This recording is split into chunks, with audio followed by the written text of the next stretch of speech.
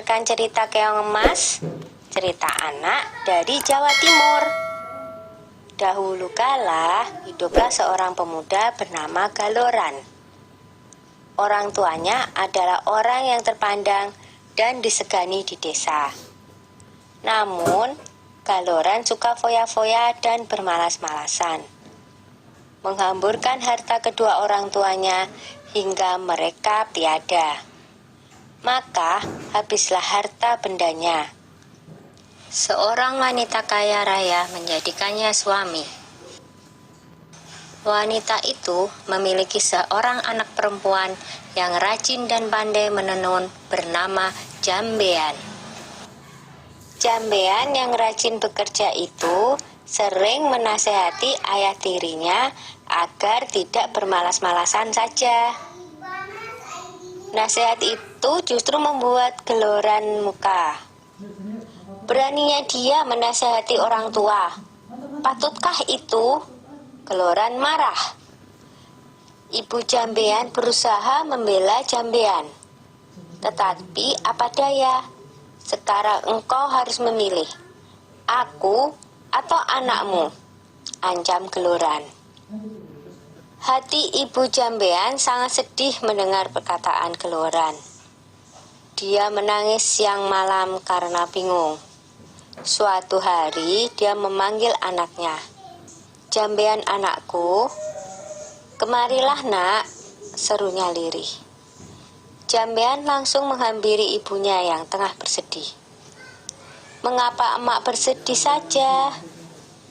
Tanyanya dengan iba. Maka diceritakanlah rencana Galoran yang berniat mengusir Jambean dari rumah. Dengan sedih, Jambean pun berkata, "Sudahlah mak, jangan bersedih, biar aku yang mengalah.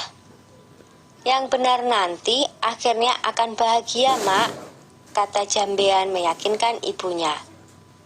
"Aku akan pergi melewati jalan ke Bandungan." Dengan sesak tangis sang ibu mengangguk.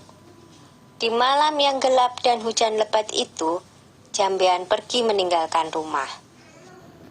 Tak berapa lama kemudian, ibu Jambean yang tak kuasa menahan kesedihannya berusaha mencari, tapi tak bisa menemukannya. Ibu Jambean tak bisa menemukan anaknya karena secara ajaib Jambean telah berubah menjadi seekor siput, atau dalam bahasa Jawa, keong. Di desa Dadapan hiduplah dua bersaudara, bernama Nyai Sambega dan Nyai Sembagil. Mereka hidup miskin dan bekerja mengumpulkan kayu bakar dan daun talas.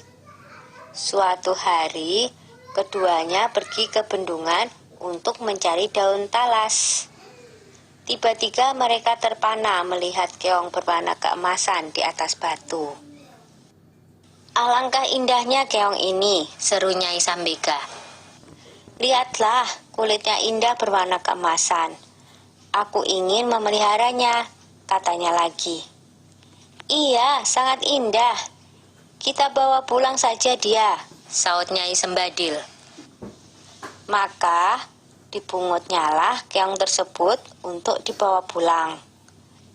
Mereka meletakkannya di dalam tempayan tanah liat di dapur rumah.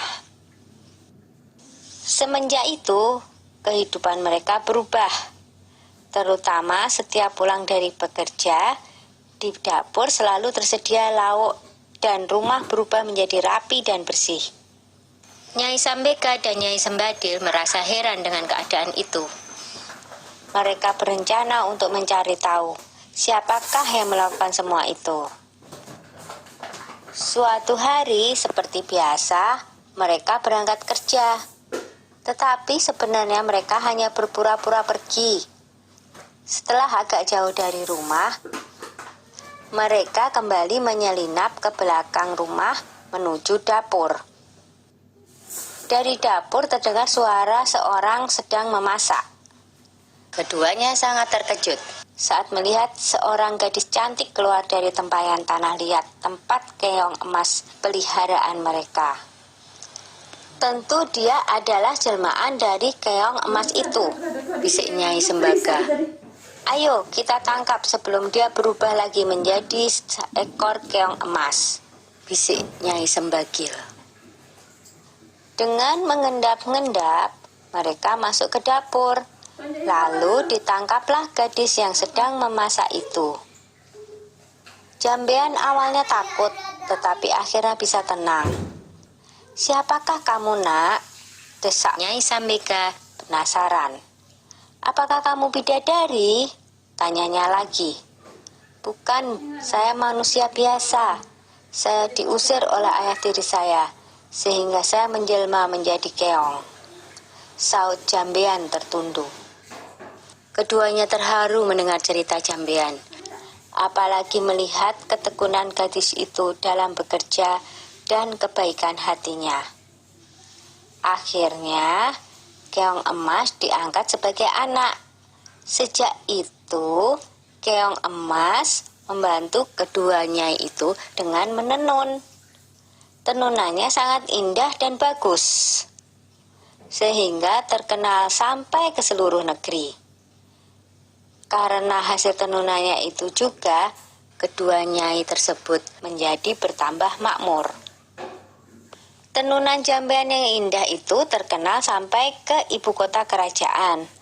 Sang raja muda sangat tertarik dengan tenunan buatan Jambean. Hingga raja memutuskan untuk melihat sendiri proses pembuatannya dan pergi meninggalkan kerajaan dengan menyamar sebagai saudagar kain. Akhirnya, tahulah raja perihal keong emas itu.